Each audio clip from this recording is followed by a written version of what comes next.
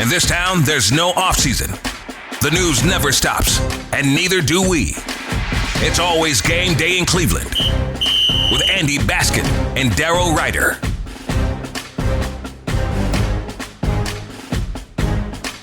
Daryl, how are you doing? We haven't talked in a little while. I'll just catch up with you before we get into the nuts and the bolts of the Browns.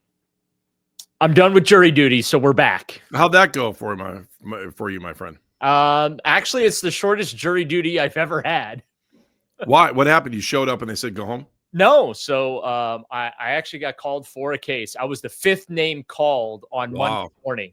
Ooh. And but they didn't bring us up to the courtroom until like 1 o'clock in the afternoon. So apparently, clearly there was a lot of issues with this particular case. Right. And it was a criminal case. And so we're going through the voir dire process. I was juror number. Voir dire. Whoa, yeah. Look at you. Omelette du fromage.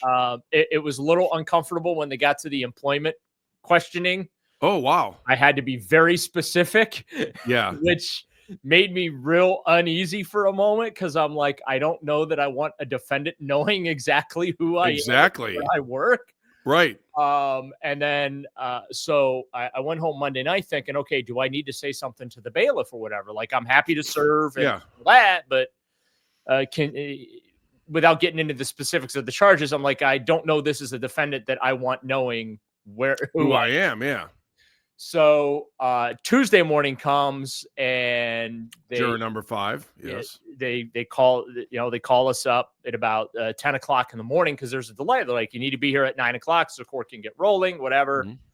And so an hour goes by and another hour goes by until they finally called us up around lunchtime and we're like, oh, okay, we're gonna finally, get back upstairs. And they're like, the trial's not going to go forward. It's done and over with. Thank you for your service. You're done today. So that was my jury duty. And I guess I can say there was actually the defendant actually had an outburst in the courtroom as well. Was defending themselves. And that didn't go real well. Yeah, he had an outburst during the voir dire, which is part of the reason we, ended up going home on Monday. Right. The prosecution continued to, break down all the, prospective jurors and stuff like that. So without getting into any specifics as far as charges and things like that, but that now you understand why I was like, I don't know that I want this dude knowing who I am. Oh, I don't blame you. You want a really quick jury duty story for me? So it was like 3 years ago, I think I got called for grand jury. Oh, that's like 3 months and you got to do 2 or 3 days per week. Yes. And so the courtroom was gigantic. Yeah. And I get called in and there must have probably been 200 people in the room. I don't know, maybe a little less. Okay. And we all go into the room. And they explained to us, the assistant prosecutor explains to us, the judge explains to us, how the whole grand jury system works. Right. So, listen, I'm like, if I was retired, man, I'd love to. I think it'd be great to sit on. I just think it's part of your civic duty to have to sit on there if you can. So I'm like, I can't do this, man. I got to work, right? I mean, I got to make money. I got to get paid. Right. So they go around the room. And they say everyone's numbers. And they say, if you think there's a reason why you can't be on the grand jury, please let us know. And we all know our numbers. And so I was like juror number 19, I think. And they were like, juror number 19, why can't you serve? And the judge was kind of like strict about everything. Like just assume that everyone in the room could sit there for 2.5 months, 3 months to be on a grand jury. And I was just like, I'm like, yeah, if I could, I would love to do this. But at like $12 a day, I don't think I can really do that with, family. So the judge goes around and they're like, all right, juror number 19, can you state your reason why you can't do this? I'm like, I can't do it for fiscal obligations. And she's like, well, what do you mean? And I'm like, I can't miss work for that long. And she goes, well, what do you do for a living? And I go, I host a radio show. And I wasn't in Cuyahoga County.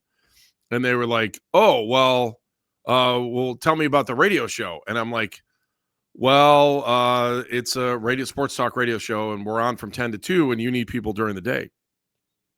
And she said, well, I still don't understand why is it that you have this, that you can't do this? And I was like, well, it's financial more than anything. Right. And she goes, so tell me on this radio show, if you're not there, can they still do a radio show? And so the whole room's in there. And I go, it's kind of hard to do Baskin and Phelps without the Baskin. Oh. And the whole room starts laughing.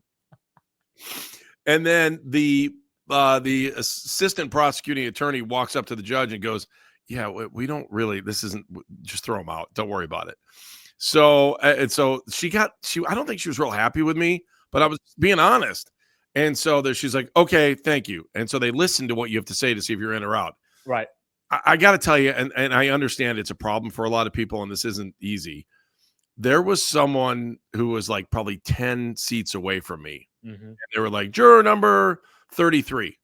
And juror number 33 is like, I can't do this. And he goes, I can't be a juror. And she's like, why can't you be a juror? And he's like, I suffer from narcolepsy. And she was like, okay, thank you. And they move on. And then I'm going to myself, I'm like, oh my God, that's brilliant. Right? That's brilliant. I'm like, but I wanted to go up to the guy. I'm like, dude, you got to sell it, right? You got to look at her and go, I suffer from narco.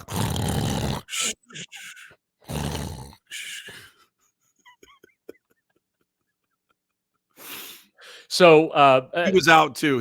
And again, I'm not belittling anybody that has narcolepsy. I can't imagine what it's like to go through a day like that. But in my mind, I'm watching this whole Seinfeld episode as this whole room is sitting here. Like I'm listening. I'm a teacher. I can't really walk away from my kids for 3 months, blah, blah, blah. And so those are like the good ones. But when the guy said I have narcolepsy, I was just waiting for that. So of the 28 prospective jurors that got called, including myself, 3 of them big fans of 92.3 The Fan. Oh, really? So what do you think? What do you think of my narcolepsy thing, though? I was just it's fantastic. Like I walked in the Justice Center and the security guard goes, hey, what Brown's gonna do a quarterback? And I'm like, they're gonna bring some new guys in. They gonna draft one? I hope not. Sorry, gotta go upstairs. Judge gonna be mad if I don't get up there real on time. Oh man. So you know how we play that Travis Kelce drop all the time on our show. Whenever somebody from Cleveland Heights calls, right, Menigan hits the button and says, excuse me, Menigan says, hey, and so I always go, hey. And so like we were doing that in the 80s. You know, everyone always did that when we would say Heights. So Phelps and I are walking back to the parking lot the other day, and there's a truck coming down the parking, you know, like the ramp. And Ed Kelce? No, so we walk by, and all of a sudden, some guy, I didn't no idea who he was. He stuck his head out the window. He looks and he sees us. He goes, hey! And Phelps just like, just so Phelpsian, like, is just like, are you serious? I'm like, it happens all the time, Jeff. And he was just like, no, that's pretty cool. It's the price of fame, Jeff. Oh my God, it was so funny. So we're out of our first segment time already, which is great.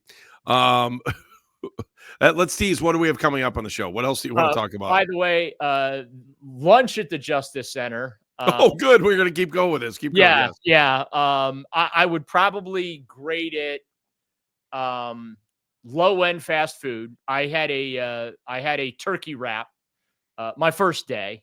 Right. You don't have to pay for it though, do you? Yeah, you do. You also have to pay for parking. Wait, so you have to pay to park to be a juror, and you have to pay to eat? Oh, you can. I mean, you can take RTA, and they do give you a free bus pass. Yeah, they give you free train and bus passes. But I'm one of those people. I like being in control of, my. Why would anybody be a happy juror? Right. Yeah. The least you can do is feed a juror. Right. Can you feed a juror? Well, I mean. So here's how I figured it out based on like the daily pay. Like basically it's you come away with $10 after your parking and your lunch is paid for. You know what I mean? So what do they offer? Like $30 a day to be a juror? It's like I think they're up to like 25 or something like that.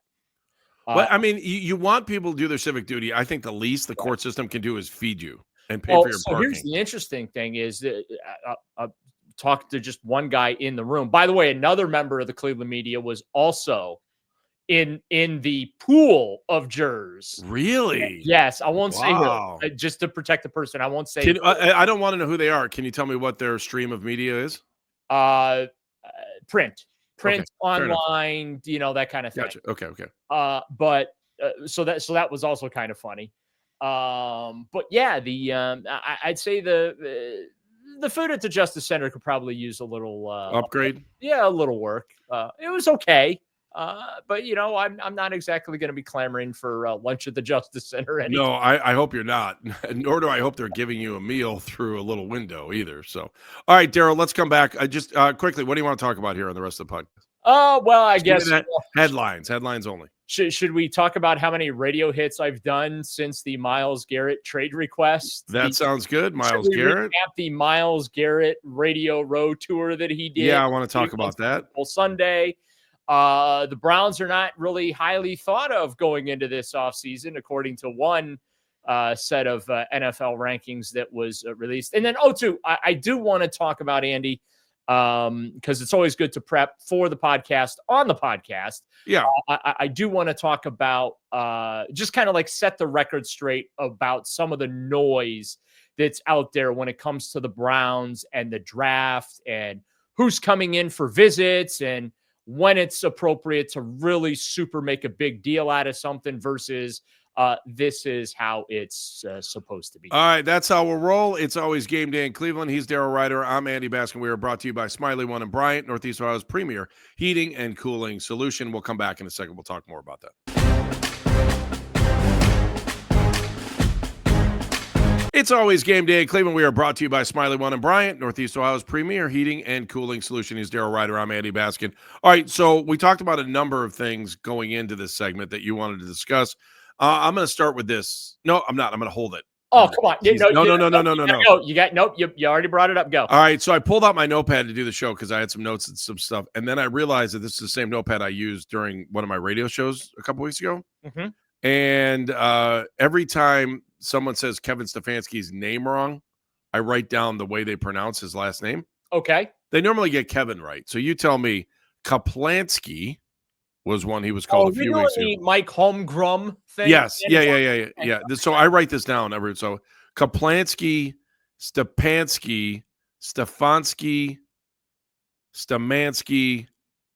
and then he was called Schlamansky once on the air. That's 5. That's 5. Do we have any more than just 5 iterations? That's all I have. Those are the 5 that I knew at that point. I think someone said Kevin Kaplansky on the air, and I was like, okay. And so I wrote that down, and so then I went back in my mental Rolodex and wrote down all the other. So we have 6. At least 6, yeah. Okay. I mean, there's a correct one in there too, Stefanski, yes. Well, that one doesn't count. Well, then there's only 5. Kaplansky, Stefanski, Stamansky, Schlamansky. Okay. So and we have 5. I'm Cleveland. I'm totally Clevelanding out on the last one. Schlamansky. Okay. Oi, Schlamansky. That football coach. You know who I'm talking about? He's a mensch. Kevin Schlamansky. He's a mensch. You know what I'm saying? I don't know. That's weird. That's like half Yiddish, half Italian. I was going to say you're kind of mixing the Yiddish with the Italian there. I don't know. Yeah, I made up my own language. All right, are we actually going to talk about something relevant here? So, break down all the noise that you're hearing. Well, what as far as you? Oh, so you want to start with? Yeah, about when to believe in something and when not to believe in something. So here's the thing, because everyone's making a real big deal out of the Browns' need for a quarterback. Yeah. And Browns employees talking on the radio about needing a quarterback. And whether or not maybe you should wait a second. I didn't. What Browns employees on the radio talking about the quarterback? Oh, they do have their own radio show, Andy. Oh, okay. Now I see what you're saying. Okay. I got you. And I want to make it very clear. I'm not taking any shots. I'm not picking on anyone. They have a job to do. But my point is that I think that I think it's fair to say there is a little screening process there. Would you not agree? Yes, absolutely. Yes. So things are not going to be said that should not be said, that is confidential club information, right? You would agree with that, okay? Yeah, yes. So, so you have to like at this time of year, because we're all trying to connect the dots. The fact that Shedeur Sanders had mentioned on this media thing that they have at Colorado that Deion Sanders started or whatever, when he said that the Browns are one of his first 30 visit that he's going to do, then it's going to be the Giants and then a couple other teams after that. Again, this is all standard operating procedure for the NFL draft. Okay. And Andrew Berry moves in silence. He does not broadcast his intentions, his thought processes, what he's actually thinking about doing, what he's going to do in advance. He's pretty good at that. If you hear a lot of talk coming out of that building about Shedeur Sanders, I would take it with a grain of salt at this point. Yeah, you know what I'm saying? Like, I don't think Andrew Berry, without purpose, wants to broadcast the team's hyped interest in any specific, unless they know there's a team right behind them that really wants Shedeur Sanders and they're trying to trade that pick. So that's why I say just understand sources of information, understand the context of the information, and then also to understand that like visits, like that's not breaking news. Okay, scheduled visits is not breaking news. That's just like part. Wait, what? I know. Yeah, but guess what? The Browns are going to meet with Shedeur Sanders at the Combine too, Andy. What? I know. They're probably going to meet with Cam Ward too. What? Right. So can they meet with the Ohio State running backs too? What? I didn't do it as well as you did. You gotta get it's full eye exposure. Right. What? Dilate those pupils. So we're just in that part where Deion talking with Andrew Berry at the Shrine Bowl or the Senior Bowl, or whichever one it was. Again, not a surprise. And I give Deion credit. He had mentioned on Radio Row that any team that he has a concern about, he's not airing that publicly. He has discussed that one-on-one with teams. Sure. And so, because for a while there was this narrative that no way Deion is going to let the Browns or let Shedeur end up with the Browns, right? If the Browns throw enough money at him, he'll let him talk to anybody. Right. But you understand what I'm saying. So like, and then, but no, people ran with that rumor like it was gospel. And even Deion said on Radio Row last week that he really didn't have a problem, with the top three teams. Which, by the way, last time I checked, yes, the Browns do have the second pick in the draft. The Browns qualify for that. So that's good. I just caution fans to be careful about information that gets put out there, because anything that gets put out there right now, it is done absolutely with a purpose. And again, I'm not taking shots at anyone or anything like that. I just understand that when information comes out, and especially comes out of Berea, because I think, we can criticize, and I have criticized, some of Andrew Berry's work as GM, but, he does not allow leaks out of his building. That's the point I'm trying to make. No, right? And they've been really, really good in this, the 3-4 guys that are kind of running the organization. They've been really, really good about leaks, because I remember like there was a day where I guess, I don't know if it was Joe Banner or if it was, I don't know. Who else was with Banner? What's his name? Was it Lombardi, who's at North Carolina now. That, like they were really excited because they found a leak. I don't know if you remember this story. They found a leak and they're like, "Oh, we found the leak! We found the leak!" They were all excited about it. So, and they proceeded to tell everyone they found the leak. Right? Yeah. So it's like, what are we doing here, right? Okay, sure, whatever you say. They had been famous in previous regimes for doing what I call the blue dye test, where they, send out a piece of information just to see if the piece of information makes it into the media. Well, didn't somebody have a fake draft board up that they wanted to see if people would look at? Do you remember that? That was one of the things that happened too. There was a lot of petty stuff that members of the front office would do in years past. That I give Andrew Berry credit. He invests no time in. He just, again, he keeps the building pretty buttoned up tight when it comes to plans and things like that. So I just, want to caution folks, like, yes, the Browns, obviously they're researching Cam Ward and Shedeur Sanders. They're doing deep dives. They're going to meet with those guys. They're going to bring them in for top 30 visits. They're going to do their homework. Yes, but I still maintain, Andy, because all the experts are saying none of these guys would be first-round picks this year. Right. I'm with you. This is why I've been so steadfast on please take the best available player. Please. Might not even be second-round picks last year, right?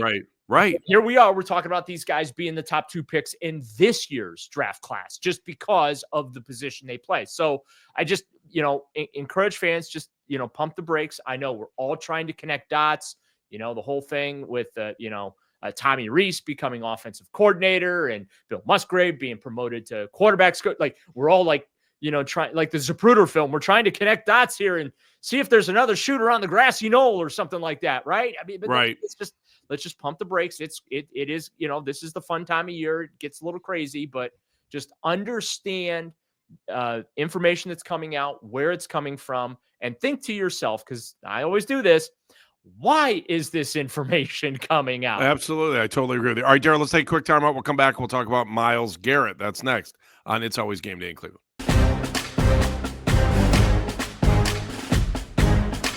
It's always game day in Cleveland. He's Daryl Ryder. I'm Andy Baskin. All right, we are having a fun-filled show today. Got to know us a little bit, especially when it comes to jury duty, which might be more important than anything else these days as we wait for the draft to come on up. We are brought to you by Smiley One and Bryant, Northeast Ohio's premier heating and cooling solution. Daryl, let's talk about Myles Garrett hitting media row or press row or whatever it was. Radio row. Although I think it's multimedia row now because of all the television and streaming and video and all podcasts and all that. All right. So Myles had somebody just sent me a picture of Myles in a Carolina Panthers uniform. And they're like, is this true? And I'm like, stop. The Browns have been very steadfast on saying they're not trading him. Now, whether that is to make sure that his value stays where it is or the fact that they aren't going to trade him, which I tell you, wouldn't shock me if they don't. Wouldn't shock me if we go into the season next year and he's still on the roster. Well, it's not easy trading him. He's got bonus money coming up in March, which would increase his salary cap, his dead cap number towards the salary cap and things like that. So, did he waive his bonus to get traded? Remember the quote? He said he's willing to do anything to facilitate a trade. So does that mean he'll renegotiate his contract down so that the Browns' dead cap hit isn't $36 million by trading him this year? By the way, Denzel Ward is not going anywhere. They cannot absorb another $36 to $42 million salary cap hit by trading him. So even if Ward may want out, he's not going anywhere. The domino that will fall and could be costly to the Browns as well if they trade Myles Garrett is Joe Bitonio retires. So, Myles very, steadfast. Wait, there's no dead cap hit though if you retire, right? I have to double check that, but okay, I thought that was like something that could help. He has a dead cap number this year, right? If he's not on the roster, so I need to double check that. Okay, I got to look up my collective bargaining agreement and salary cap fine print. Can't wait. But Myles is making it very known that he just doesn't want to be here anymore, and he doesn't believe in Andrew Berry and the Browns and what they're doing and how they're going to do it. And this is kind of part of my earlier comments about believing the quarterback interest and all that kind of stuff. Yeah. Legit. Mm-hmm. Don't you think that if Andrew Berry's like, we're going to draft Shedeur Sanders with the second overall pick, he's going to be our franchise quarterback going forward, right? Mm-hmm. Don't you think that would help sell Myles Garrett? They're going to permanently long-term solve the quarterback issue here. Or at least they think they are. Right? Instead, he's like, we're not aligned. So my belief, and this is my opinion, I've not been told anything. My opinion is that Andrew Berry told Myles Garrett, there are no good options at quarterback. There are no good options in the draft. There's no franchise savior this year. What we're going to do is we're going to bring in a veteran or two. We're also going to draft a kid, but we're going to patch the quarterback thing together this year. We are going to accumulate assets that are going to position us to be able to win this fall. We're going to try and win this fall. We're not tanking the season. We're going to try and win this fall. We're not going to worry about how we finish and what draft pick we end up with because we're going to have the assets to go get our quarterback next offseason. That's our plan. That's what I believe that Andrew Berry probably told Myles, and Myles is like, yeah, no, I'm not interested in another hodgepodge at quarterback. What if here's another one too, and I don't know that anybody's thought about this, and I just say it based on what you're saying. What if they say they're drafting Abdul Carter at 2, and then it's essentially the same position, and does Myles feel like they're bringing someone in to replace him? No, there's no reason for Myles to feel like he's being. I think I hold that true too, but I mean, you never know. Well, how come we need another defensive end? Well, because there's two sides. Well, but here's the thing: Myles Garrett has wanted another defensive end. Hence why they did the Jadeveon Clowney thing. Then they did double O. Yeah.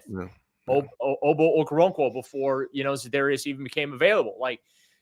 So no, I don't think that there's anything there where Myles felt threatened or that they were. Really? They really were going to try and phase out a future Hall of Famer? No. Yeah, no, I get it. I'm just throwing ideas out there. I'm like, okay, well, maybe when he heard the plan, he didn't like the thought. Maybe they told him, well, we're going to bring in 2 defensive ends. I mean, this is supposed to be a rich draft for defensive ends. Yeah, and I guess, and to kind of explain myself a little bit, because I've had people ask me in recent weeks, like, why I've been so hard on the Browns and I've been so negative concerning the current state of affairs. And the reason is simple. Yeah, Myles Garrett. Because Myles Garrett is telling you this organization, they're dead in the water. I want nothing to do with this. There's no hope. There's no franchise quarterback. There's no hope to contend for a Super Bowl anytime soon. Also, yet a year ago they were in the playoff. Like, right. I don't hang on. They also they won 3 games this past season. They were only good enough to play in 6 one-score games. They went 2-4 in those games. The previous year, I believe they played in 8 one-score games, and they won 6 of them. So, in spite of, I know it's crazy to say they had things go their way last season in 2023, when they had to start 5 quarterbacks, 4 by injury, and the 5th was by a choice there at the end of the season. But they kind of did, right? 49ers missed a field goal on the final snap of the game, right? The Browns hung on to win that one. They played a lot of tight games. They won them. Again, that's not. But Andrew Berry ran it back. He didn't make the team better, other than going out and getting Jerry Jeudy. They rested on their laurels. They thought they were set. They ran it back, and that was a colossal mistake because they overvalued that 11-6 season. You got your ass kicked in the AFC wildcard game by the Houston Texans. So I feel like they overvalued by running it back and adding Jerry Jeudy. And look, Jeudy was a good ad. Don't misunderstand me. I just feel like Barry needed to do more last offseason. Right. And now they're coming off 3-14. But don't you think they thought a healthy Deshaun was the answer to doing more? I would think, but instead they ran scared and sent Joe Flacco packing. Well, yeah, because they didn't want to bring anyone that would be a threat for Flacco. For Deshaun. They didn't want Flacco to be a threat. But so the first offseason rankings are out. Oh, great. And should I look at this upside down? It's not good. Eric. Should I turn my head all the way around because it'll look better if I'm upside down? Yeah, it would. It would look much, much better. But Eric Edholm writes for Around the NFL. He put out his power rankings because that's what he does for them. Okay. I already the fact that we're talking about power rankings and the Browns coming off of that season, I can't imagine this can be very good. Let's go positive first. Who do you think is the number 1 ranked team? Philadelphia. Of course, they're the reigning Super Bowl champs. Who's number 2? Probably Kansas City. Bingo. Who do you think's number 3? Let's see if you can go through. Baltimore. No, there's the other the MVP guy. Josh Allen. Yeah, I know. Oh, Bills. They went Bills. I thought you were saying NFC. No, MVP. Yeah, Josh Allen. Okay, I'll buy Lions, and then the Ravens are 5th, right? Okay. So now let's go through the bottom 5. All right, let me see what I can do. All right, hang on. I got to do the math here. 1, 2, 3, 4. Okay, who do you think is his 5th worst ranked team in the National Football League? I'll give you a hint. They just hired a head coach. Saints. Yes.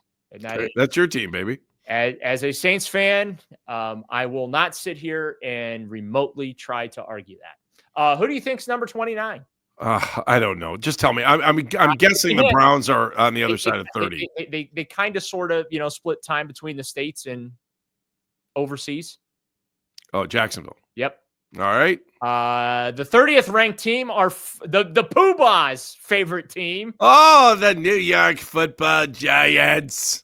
Who ruined Hard Knocks off season or whatever the hell they called that for everybody because they were such a bunch of incompetent jackasses during that show. Are their neighbors the next one? Well, the one they share the stadium with? No. Oh, the Jets. Congratulations, Jets. You're not in the bottom five. Jets are ranked 25th. Okay, so we have the 31st and 32nd ranked teams here. All right. Who's Tennessee or? Yeah, Tennessee's 31, which leaves, ladies and gentlemen, congratulations to the Cleveland Browns. You are ranked the worst team in the National Football League for the offseason. So congratulations. It's got to be an honor. Do they do this at NFL Honors? They get to go up there? I feel like they probably should. Congratulations on being the worst team this year. But yeah, how does that make you feel that the Browns? Do you agree with that ranking? Do you believe that the Browns are the 32nd team in the league? I'm not going to spend a lot of time arguing it. I can tell you that. So basically, he just, Eric points out just all the issues the Browns have to address this offseason, and there are a litany of them. The less than glorious salary cap situation, which of course can be, stroke of a pen, snap of the fingers, whatever, that can get fixed, but. The Browns are not in great shape. And so for all the folks wondering why I just am so down and negative. Wait, I got another reason for you to be down and negative. Okay. Because when the season ended, Daryl, I was like, this is not worse. What was it, 2017? They didn't win a game? Mm-hmm. Deshaun Kaiser. So I kept saying to myself, this is not worse than not winning a game. This is not worse than winning a game. So today, Jeff was talking on the air, and I'm like, I want to look something up here real quick. And the Browns had how many games where they scored 20 points this year? Do you know this off the top of your head? You may not. It's not a big deal. Like 4 or 5, not many. Three. Yeah, okay. 3 times this year. Do you know how many times they scored more than 20 points when Deshaun Kaiser, in a winless season, scored more than 20 points? I believe it was 5 or 6. 100% correct. 5. So maybe that's why it feels so much worse. So, Daryl, I just want to tip my cap to you that your feelings were justified at the end of the season. Yeah, let me ask you this. Would you have a couple games where you'd rather score them more than 20 points or win 3 with less than 20 points? I don't even know if that's the right way to put it. I would probably say I'd rather them score a few more points. By the way, their point differential was 1 worse than the 0-16 team. Now, the asterisk to that is they did play 1 extra game, so that skewed. But still, that speaks volumes. A $300 million roster, worse than even though they ended up winning 3 games, right? And I mean, it isn't. They're not in a good spot right now. So it's not that I hate the Browns. It's not that I'm rooting against them. It's not that I'm having fun at Browns fan expense. It's just the reality is it's not good. And I can't sit here and sell to fans right now that everything's hunky-dory with the Cleveland Browns when, quite frankly, it's not. And it's going to be incumbent upon Andrew Berry to dig them out of this great abyss of failure that they find themselves currently wallowing in. I'd love to see the master plan. We'll try to figure out what it is on the next edition of It's Always Game Day in Cleveland. He's Daryl Ryder. I'm Andy Baskin for Evan O'Brien, who makes the show look so good. I don't know how he's going to do it for this one, but good luck to you, Evan. You have a task worthy of the entire Browns front office of making the show look good. Thank you for listening on the Odyssey app and, of course, watching us on YouTube. It's always game day in Cleveland.